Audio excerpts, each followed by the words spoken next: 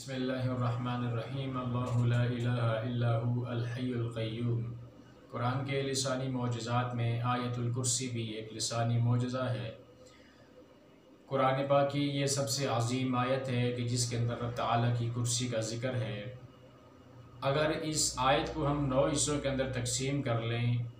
تو ہر ایک حصہ دوسرے حصے کے ساتھ معنی کے لحاظ سے ملتا جلتا ہے، اور ان کے اندر ایک عجیب طرح کی ترتیب اور ایک عجیب طرح کا ربط پایا جاتا ہے۔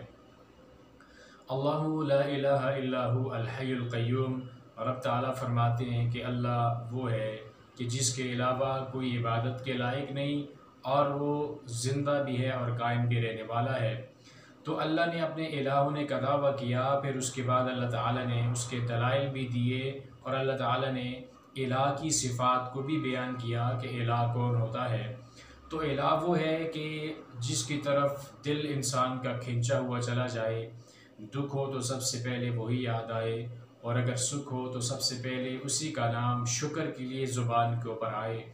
ہاتھ جب دعا کے لیے اٹھے تو اسی کی جانب اٹھے، اور نگاہیں بلند ہوں تو اسی کی طرف بلند ہوں، جس کی محبت دل کے اندر سب سے زیادہ ہو، اور خوف بھی جس کا دل کے اندر سب سے زیادہ ہو، وہ ہوتا ہے الہ۔ تو الہ وہ ہے کہ جو الحی زندہ بھی ہے، اور القیوم قائم رہنے والا بھی ہے،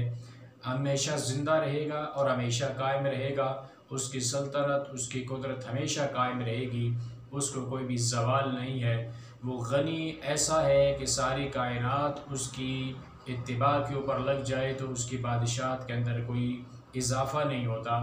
اور اگر ساری کائنات اس کی بغاوت پہ اتر آئے تو اس کی بادشاہت میں ذرہ برابر بھی کوئی کمی نہیں آتی، وہ ایسا الہ ہے۔ تو اس پہلے جملے کا جو اختتام ہو رہا ہے وہ اللہ تعالیٰ کے 2 صفاتی ناموں کے اوپر ہو رہا ہے، ایک الحی اور دوسرا القیوم۔ اللہ زندہ بھی ہے اور اللہ قائم بھی ہے۔ اب اس پہلے جملے کو آیت الکرسی کے سب سے آخری 9ویں جملے کے ساتھ آپ ملا لیجئے، وَهُوَ الْعَلِيُّ الْعَظِيمُ، اور وہ اللہ بلند بھی ہے کہ اس سے بلند مرتبے میں ذات کے اعتبار سے یا صفات کے اعتبار سے اللہ سے بلند کوئی نہیں ہے، اور عظیم و عظمت والا ہے کہ اس جیسی عظمت اس کائنات کے اندر کسی کی نہیں ہے۔ تو اب یہ آخری جملہ بھی اللہ تعالیٰ کے 2 صفاتی ناموں کے اوپر ختم ہو رہا ہے۔ پہلے جملے میں بھی 2 صفاتی نام ہیں، اور آخری جملے کے اندر بھی 2 صفاتی ناموں کا اللہ تعالیٰ نے ذکر کیا ہے۔ لا تأخذہ سنۃ ولا نوم، اب آیت الکرسی کا یہ دوسرا جملہ ہے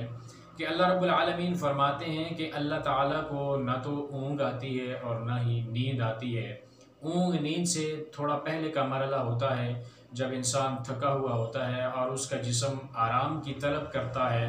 تو آنکھیں بند ہونے لگتی ہیں، سر ادھر اور ادھر جھٹکے کھانے لگتا ہے، اور انسان جب لیٹنے لگتا ہے تو پھر وہ ایک نیند کی گہری آغوش کے اندر چلا جاتا ہے، تو تھکاوٹ کی وجہ سے اس کو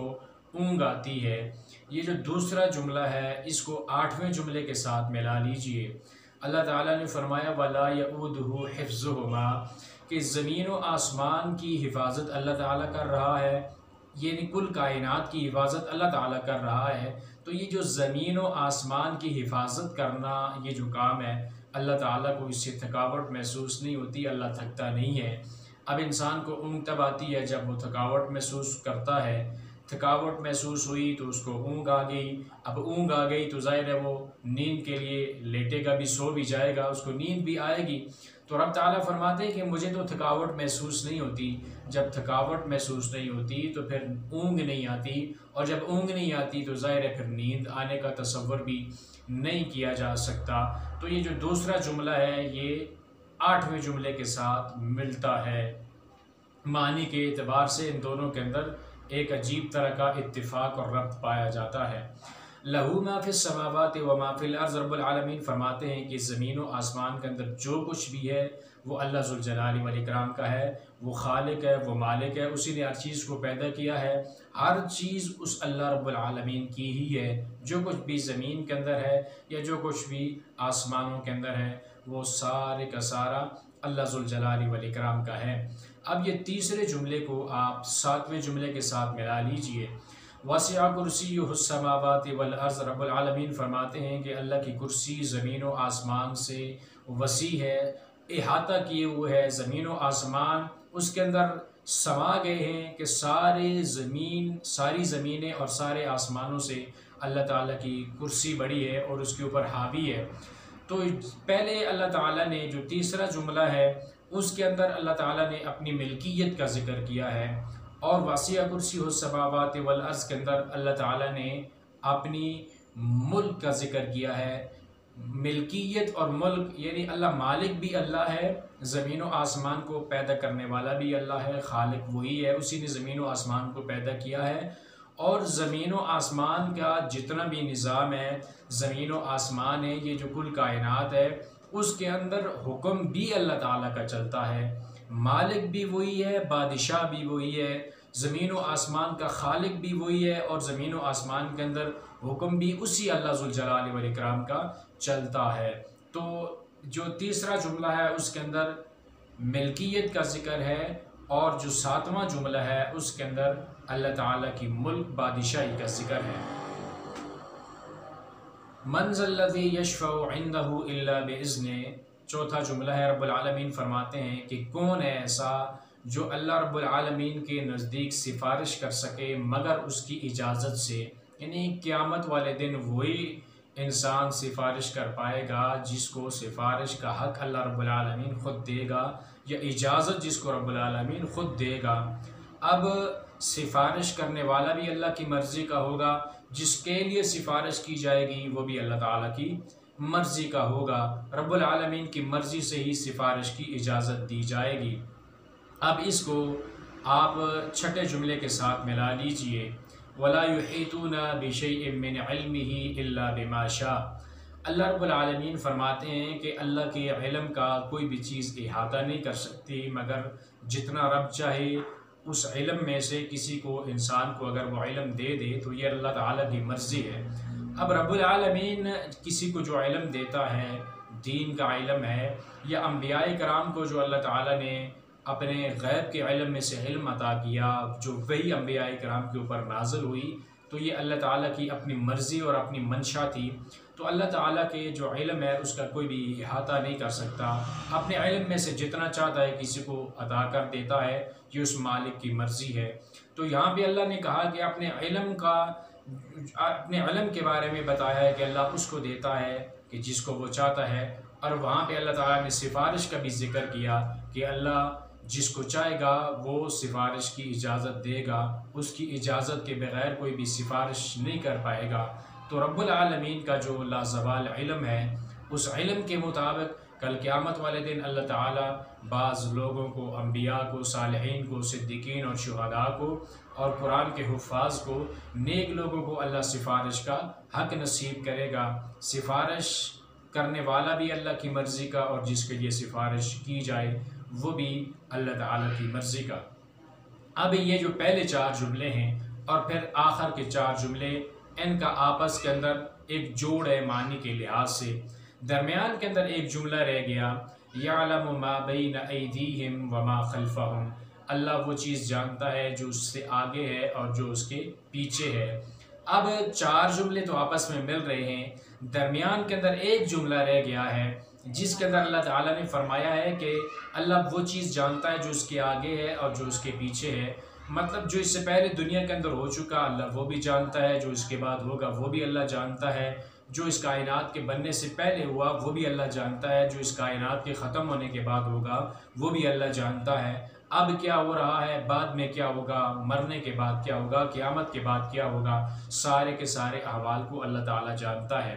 اب جو پہلی 4 آیات ہیں اس کے اندر اللہ نے اپنے الہ ہونے کا ذکر کیا، اپنے زندہ اور قائم ہونے کا ذکر کیا، پھر اللہ نے کہا کہ اللہ کو اونگ بھی نہیں آتی، نیند بھی نہیں آتی، زمین و آسمان کے اندر جو کچھ بھی ہے وہ میرے اللہ کا ہے، سفارش کا بھی حق اللہ رب العالمین خود دے گا، اس کی مرضی سے سفارش کی جائے گی۔ تو یہ جو پہلے جو 4 جملوں کے اندر جتنی بھی باتیں ہوئی ہیں،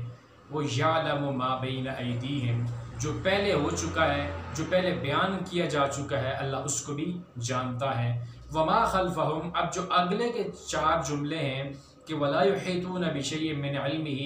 اللہ کے علم کا کوئی بھی احاطہ نہیں کر سکتا جب تک رب العالمین نہ چاہے اپنے علم میں سے کسی کو دے دے، تو وہ اس کی اپنی مرضی ہے۔ پھر آسمان و زمین کے اوپر اللہ تعالیٰ کی کرسی حاوی ہے، اس کی ملک بادشاہی جو ہے پوری کائنات کے اندر چلتی ہے، اور اللہ کو زمین و آسمان کی پیدائش جو ہے حفاظت ہے وہ تھکاتی نہیں ہے، اور اللہ بلند ہے اور عظمت والا ہے۔ تو اگلی 4 آیتوں کے اندر جو بھی اللہ تعالیٰ نے بیان کیا ہے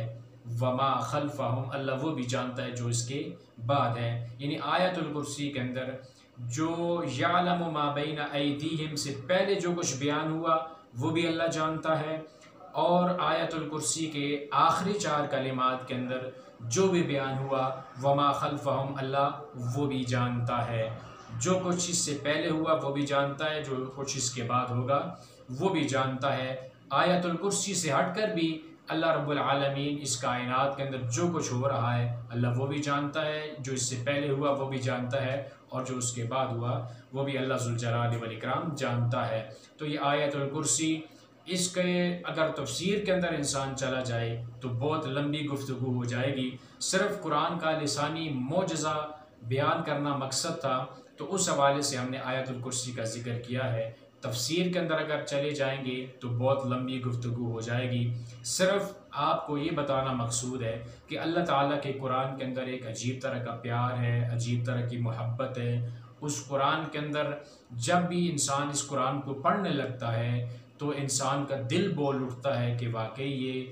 کلام جو ہے وہ کائنات کے خالق اور مالک کا ہے۔ اسی لیے تو اس قرآن نے چیلنج کیا ہے ساری کائنات کو کہ اس قرآن جیسا قرآن لے کے آ جاؤ، قرآن جیسی 10 صورتیں لے کے آ جاؤ، 1 صورت لے کے آ جاؤ، لیکن کوئی نہ لا سکا، اس لیے کہ مالک کائنات کا کلام ہے، وہ دلوں کے بیت جاننے والا اللہ ہے، ساری کائنات کا علم رکھنے والا اللہ ہے، تو اس کو تو انسان کی فطرت کا پتہ تھا۔ اس لیے اللہ تعالیٰ نے ایسے کلمات قرآن پاک کے اندر استعمال کیے ہیں، ایسے الفاظ ہیں اور ایسی ترتیب ہے ان کے اندر کہ اس جیسی ترتیب لانا، اس جیسے کلمات لانا یہ کائنات کے اندر کسی انسان کے بس کا کام نہیں ہے۔ جس طرح اللہ بے مثال ہے اس طرح میرے اللہ کا کلام بھی بے مثال ہے، اس کی کوئی بھی مثال اس کائنات کے اندر نہیں ملتی۔ تو اللہ تعالیٰ اس قرآن کو ہمارے دل کی بھی بہار بنا دے، اور اس قرآن کے مطابق ہمیں اپنی زندگی بسر کرنے کی توفیق عطا فرمائے۔ یہ آیت الکرسی سورۃ البقرہ کی آیت نمبر 255 ہے۔ اللہ لا الہ الا هو الحی القیوم لا تأخذه سنة ولا نوم له ما في السماوات وما في الأرض من ذا الذي يشفع عنده إلا بإذنه يعلم ما بين أيديهم وما خلفهم ولا يحيطون بشيء من علمه إلا بما شاء وسع كرسيه السماوات والأرض ولا يؤوده حفظهما وهو العلي العظيم۔ اللہ اس قرآن کو ہمارے دل کی بہار بنائے اور اس کے مطابق عمل کرنے کی توفیق عطا فرمائے۔ وآخر دعوانا ان الحمد للہ۔